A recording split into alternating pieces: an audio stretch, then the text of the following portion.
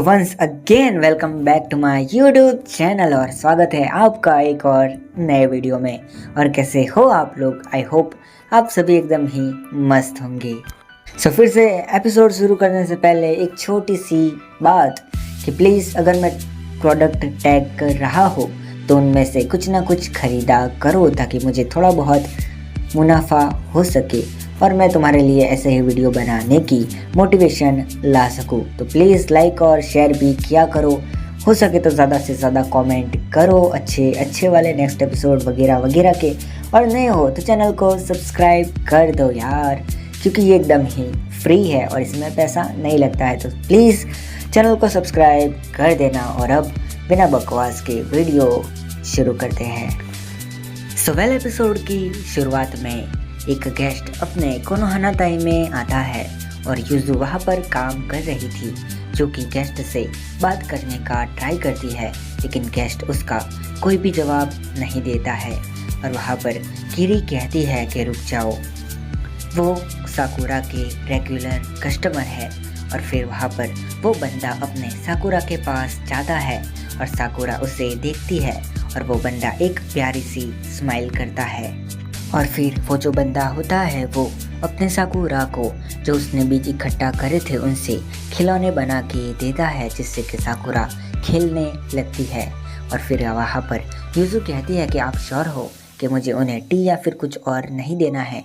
तब अपनी किरी कहती है कि वो बंदा बस अपने साकुरा के साथ अपना टाइम एंजॉय करने आता है, तो चिंता मत करो। वैसे रेन चान के भी रेगुलर आने वाले हैं और तुम्हें भी उन्हें ग्रीट करना होगा। यहाँ पर युजु सोचती है कि वो भी काफ़ी सुंदर होंगे, लेकिन होता कुछ और ही है। और वहाँ पर वो लोग युजु को डल कह देते हैं और दूसरे वाला बंदा उसे कुछ चीज़ें करने को कहता है। तब अपनी जो रेन होती है वो कहती है कि प्लीज़ उसे परेशान मत करो, लेकिन वो बंदा कहता है कि हम तो इसे बस थोड़ा और एंडोरेबल बनाना चाहते हैं। रेन बताती है कि ये दोनों ही एंटरटेनमेंट के गॉड है। और फिर वहाँ पर वो एक बंदा कहता है कि एक और आने वाली थी हमारे साथ, लेकिन वो किसी लोकल फेस्टिवल में गई है। दूसरे वाला कहता है कि ये काफ़ी बढ़िया है कि आप किसी कस्बे में एक भगवान हैं, लेकिन बुरी बात यह है कि लोग हमें न्यू ईयर के पहले याद ही नहीं करते हैं। लोग तभी आते हैं जब उन्हें मदद की ज़रूरत होती है। पहले के लोग ज़्यादातर फेस्टिवल में ही रहा करते थे, जिस वक्त ज़्यादातर हर गॉड को इनवाइट किया जाता था। ऊपर से कोनोहानाताई हेवन एंड मोटल वर्ल्ड के बीच में ही स्टेबल है और उस वक्त काफ़ी चहल पहल रहा करती थी कोनोहानाताई में। युजु कहती है तो फिर मोटल वर्ल्ड में फेस्टिवल करना बंद क्यों हो गया? और तब रेन भी यही सवाल करती है और तब उनमें से एक कहता है कि हमें नहीं पता है ऐसा क्यों हुआ, लेकिन जो वेस्टर्न के फेस्टिवल है लोग उसे ही मनाते रहते हैं, जिसमें कि वो अजीब तरह के कपड़े पहनते हैं, मतलब कि यहाँ हैलोवीन की बात हो रही है। तब ये बंदा कहता है कि तुम्हें तो वो सब करने की ज़रूरत ही नहीं है, तुम वैसे ही वैसे लगते हो। और वहाँ पर ये से थप्पड़ मारता है, जिसके बाद यहाँ पर एक सुंदर सी औरत आती है और ये लोग यहाँ से जाने लगते हैं और अपनी रेन इनके पीछे ही जाने लगती है। इतने में वहाँ अंदर से अपनी नात्सुमी आ जाती है। युजु कहती है कि तुम छुप क्यों रही थी? और तब नात्सुमी बताती है कि वो इसलिए छिप रही थी क्योंकि अगर वो लोग उसे खोज लेते तो उसे चाटने लगते। और वो अपने साकुरा के बारे में पूछती है। तब युजु बताती है कि वो अपने रेगुलर कस्टमर के साथ है। और तब ये कहती है कि मास्टर आ गए हैं तो वो मुझे केंडो सिखाएंगे, बाद में मैं उनसे कहूँगी। युजु कहती है कि क्या वो केंडो मास्टर है? और तब अपनी नात्सुमी कहती है कि नहीं, वो वॉर गॉड है। मोटल वर्ल्ड में अब ज़्यादातर वॉर नहीं होती है, जिसकी वजह से उनके पास काफ़ी टाइम बचता है। फिर युजु काम कर रही होती है। तब वहाँ पर वो जो गॉड होता है वो एक काफ़ी लकड़ी लेके आ जाता है जो कि बम्बू की होती है। यहाँ पर साकुरा ने उनके लिए एक ब्रेसलेट बनाया होता है जिसे वो उनको दे देती है। और फिर वो गॉड जो वो बेम्बू होता है उसे अपने कटाना से काट देते हैं। और तब युजु उनके पास आती है और कहती है कि मैं आपके लिए नाइफ लेके आती हूँ, अगर आपने अपना कटाना यूज़ किया तो आपके कटाना पे काफ़ी स्क्रैचेस आ जाएंगे और वो खराब हो जाएगी। तब वो गॉड कहता है कि मुझे परवाह नहीं है, वैसे भी ये किसी काम नहीं आती है, इससे अच्छा मैं इसे इस तरह के काम पे लाऊं। वैसे भी ये कटाना है और अगर ये चीज़ कटाना होती तो ये उड़ नहीं पाती। और उस गॉड ने वहाँ पर एक बैम्बू कॉप्टर बनाया होता है जो कि उड़ाता है और साकुरा उसी के पीछे जाने लगती है। जिसके बाद रात को हम देखते हैं कि ये लोग एंजॉय कर रहे होते हैं साके पी के। और वहाँ पर वो एंटरटेनमेंट गॉड अपने नात्सुमी से कहता है कि तुम भी नाचो वरना मैं तुम्हें चाटने लगूंगा। और अपने नात्सुमी को उसके साथ नाचना पड़ता है। यूजू उसी लेडी को देखती है जो कि उन दो एंटरटेनमेंट गॉड्स के बाद आए थे और वो लेडी कहती है, ये देखकर लगता है कि जैसे मैं ओल्ड कोनोहाना ताई को देख रही हूँ। तब यूजू कहती है कि क्या पास्ट में ऐसी ही पार्टीज हुआ करती थी। तब वो लेडी कहती है कि पहले मोटल वर्ल्ड भी जीवित हुआ करता था। भले ही उस वक्त ज़्यादा वॉर्स होती थी लेकिन आज के मुकाबले जो गॉड्स है वो ज़्यादा यहाँ पर विजिट किया करते थे। वो सच में काफ़ी ग्रेट टाइम था। तब यूजू कहती है, मुझे नहीं पता है कि पास्ट में कोनोहाना ताई कैसा था, लेकिन मैं ये सोचती हूँ कि हम अभी जो हॉस्पिटैलिटी देते हैं यानी कि जो भी सुविधाएं हम अभी देते हैं वो इसीलिए दे पा रहे हैं क्योंकि हम अभी के टाइम पे है। यानी कि यूजू के कहने का मतलब ये है कि अगर कोनोहाना ताई में अब ऐसे वो सुविधाएं दे सकते हैं तो वो उसका कारण ये है कि सारी चीज़ें ऐसे चल रही है। वो लेडी कहती है कि अगर तुम्हें ऐसा लगता है तो तुम्हें अभी अपना काम करना चाहिए। और यूजू काम करने भाग जाती है। ये फेस्टिवल जैसा चलता रहता है। वहाँ पर अपनी सात्सुकी कहती है कि माना नहीं जाता है कि एक ही टेबल पर ड्रम्स खाली हो गए। वैसे वो लेडी कौन है? क्या वो इन दोनों की कंपनी में नहीं आई है? यूजू कहती है कि उसे भी पता नहीं है। जिसके बाद अगले दिन पर वो लेडी एंड अपनी कीरी एंड बाकी लोग उन गॉड में से एक को अलविदा करते हैं जो कि अपने साकुरा का रेगुलर था। और वहाँ पर कीरी कहती है कि तुम्हें आने की ज़रूरत नहीं थी यहाँ पर, और वैसे भी तुम्हें देखकर लगता है कि तुमने काफ़ी ज़्यादा पी ली है जब तक कि तुम गिरे नहीं थे। और ये कहती है कि मुझे उन्होंने इनवाइट किया था तो मैं उन्हें मना नहीं कर सकती थी। वहाँ पर लड़कियाँ सोच रही होती है कि आखिर ये लेडी कौन है। यूजू कहती है कि इसकी आवाज़ काफ़ी फेमिलियर लग रही है। तब वहाँ पर वो लेडी कहती है कि ये लोग मुझे ऐसे क्यों देख रहे हैं। तब कीरी कहती है कि बात यह है कि इन्होंने आपको कभी भी ऐसे नहीं देखा है ओकामी समा। और लड़कियां शॉक हो जाती है कि ये ओकामी है। ओकामी कहती है, मैंने तो बस मेकअप ही किया था, तुमने मुझे इससे ऐसे नहीं देखा है ना। और लड़कियां सोच में पड़ जाती है कि आखिर ये मेकअप था कैसा। जिसके बाद अपने रेन एंड नात्सुमी ओकामी को मेकअप करने को कहते हैं। और जब ओकामी मेकअप का एक बोल लगाती है अपने मुंह पर ब्रश से तो वहाँ पर वो उस लेडी में फिर से तब्दील हो जाती है और ये फिर से शॉक हो जाते हैं।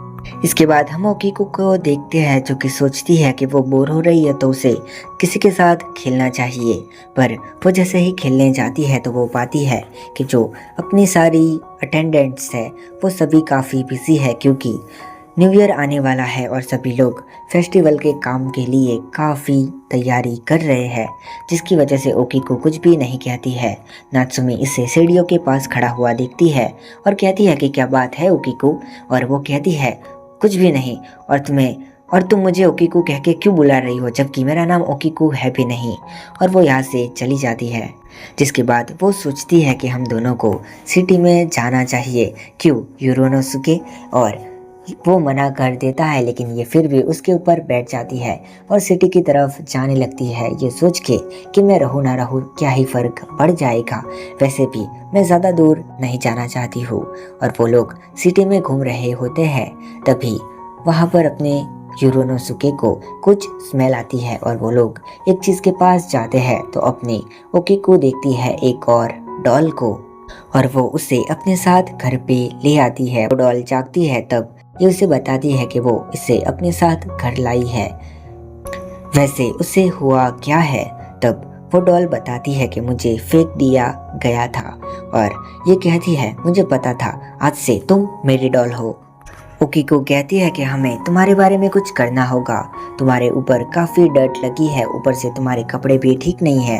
वैसे यहाँ पर कई सारी फॉक्स है जो कि काफ़ी हेल्पफुल है और वो मेरी सर्वेंट है और वो हमारी मदद करेगी। जिसके बाद वो रेन के पास जाती है ये कहते हुए कि उसे कपड़ों की ज़रूरत है, उसे नए कपड़े चाहिए। लेकिन रेन कहती है कि उसके पास काफ़ी काम है तो वो उसके साथ फिर बात करेगी और अभी उसे फिलहाल साकुरा से बच के रहना चाहिए। और ये वहाँ से चली जाती है और फिर वो नात्सुमी के पास जाने की बात करती है क्योंकि नात्सुमी टूटी और क्रैक चीज़ों को फिक्स कर सकती है और इस डॉल के ऊपर काफ़ी क्रैक है जिससे कि वो और भी ज़्यादा हर्ट हो सकती है। सो वो नात्सुमी के पास जाते हैं लेकिन नात्सुमी तेजी से भाग रही होती है और ओकीको उसके रास्ते में आ जाती है और उसका सर हिल जाने की वजह से वो काफ़ी गुस्सा होती है। बट अपनी नात्सुमी उसके सर को एकदम चावल से फिक्स कर देती है और वो कहती है कि अभी के लिए ये फर्स्ट एड है, लेकिन बाद में मैं तुम्हें पूरी तरह से फिक्स कर दूंगी। और इतना कह के वो यहाँ से चली जाती है और ओकीको सोचती है कि उसे अब क्या करना चाहिए। लेकिन इतने में ही अपनी साकुरा आने लगती है और तभी वो युजु को भी आते हुए देखती है और वो युजु से कहती है कि यहाँ पर साकुरा आ रही है और तुम्हें एक काम करना है कि वो आए उससे पहले हमें यहाँ से दफा करना होगा, यानी कि जाने देना होगा। तो उसे रोको और ये लोग यहाँ से भागने लगते हैं और युजु साकुरा को रोकने का ट्राई करती है लेकिन साकुरा उसे गिरा के आगे बढ़ जाती है और इन तीनों के पीछे लग जाती है और साकुरा फाइनली युरोनोसुके को पकड़ लेती है। लेकिन ये दोनों ही डॉल बच जाते हैं। ओकीको कहती है कि तुम्हें उस टाइप की गर्ल से बच के रहना होगा, वो डॉल्स की दुश्मन जैसी है। और तब ये कहती है कि लेकिन वो तो हमारे साथ खेलना ही चाहती थी ना। और ओकीको बताती है कि वो बिल्कुल भी अच्छी नहीं है, उसके पास 2 सीजर है, वो मेरे बाल काट देती है। लेकिन मुझे पता है कि तुम्हें अभी तक ऐसे ही ट्रीट किया गया है और अब तुम्हें डरने की ज़रूरत नहीं है। मैं तुम्हारे साथ हूँ और तुम हमेशा यहाँ पर रह सकती हो और अपनी न्यू डॉल लाइफ को यहाँ पर शुरू कर सकती हो। यहाँ पर सभी फॉक्स काफ़ी अच्छी है साकुरा को छोड़ के और अब तुम भी इंसानों को कोस सकती हो। ये डॉल कहती है कि क्या तुम इंसानों से नफरत करती हो और ये अपनी पूरी कहानी बताती है कि वो क्यों नफरत करती है। ऊपर से उसने एक मोजे और सॉक्स को श्राप भी दिया है और इसकी वजह से ही उसके पैर में हमेशा दर्द होता रहता है। वो डॉल कहती है कि तुम कभी भी खेली नहीं गई हो, इसी वजह से तुम इतनी प्रिटी हो। तुम मुझे ध्यान से देखो, मेरे हर तरफ से क्रैक है और मैं काफी धूप में भी झुलसी हूँ। ऊपर से मेरा जो कलर है वो भी उखड़ रहा है। फिर वो अपनी मेमोरीज याद करती है और कहती है कि जितने भी स्क्रैच है वो सभी मेरे लिए एक बहुत खास मेमोरीज है जो कि मैंने उसके साथ शेयर की है।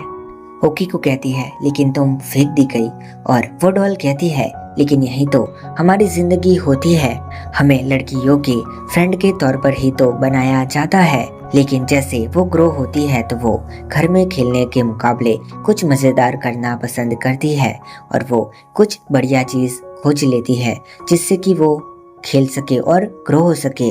और इसी तरह से तो हमारी लाइफ एंड होती है और इसीलिए तो हमें बनाया गया है और मुझे अब जाना होगा। ओकीको कहती है लेकिन कहाँ पर, तुम अब फ्री हो, तुम यहाँ पर कोनोहानाताए में रह सकती हो।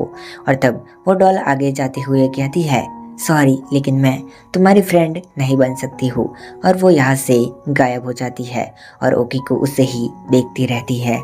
सो जिसके बाद अब विंटर शुरू हो जाता है और वहाँ पर अपनी रेन इसके लिए कपड़े बना रही होती है और रेन इससे कहती है क्या तुम अभी भी गुस्सा हो कि मैंने तुम्हें भगा दिया था। ओकीको कहती है ऐसा कुछ भी नहीं है और ये इसे कपड़े देती है न्यू ईयर के लिए और ओकीको रोने जैसी हो जाती है, वो रोने लगती है और रेन कहती है क्या हुआ ओकीको, ये अच्छा नहीं है क्या। और ओकीको रोते हुए कहती है मेरा नाम ओकीको नहीं है। जिसके बाद मोटल वर्ल्ड में यानी कि रियल वर्ल्ड में एक लड़की अपनी डॉल को खोज रही होती है और वो उसे कचरे के ढेर में से बाहर निकालती है। उसकी मॉम ने उसे बिना पूछे ही उसे फेंक दिया था। तब उसका बंदा कहता है ये काफ़ी पुरानी लगती है। ये कहती है कि हाँ किसी ने मुझे क्रिसमस प्रेजेंट के तौर पर ये दी थी लेकिन मैंने इसे काफ़ी अकेला कर दिया था। मैं उसके लिए नए कपड़े लूँगी और मेकअप भी लेने वाली हूँ। और ये मेरी बेस्ट फ्रेंड है। और वहाँ पर वो डॉल स्माइल करती है और बस इसके साथ ही एपिसोड ख़त्म हो जाता है। सो आई होप कि आपको मेरा एक्सप्लेनेशन पसंद आया होगा।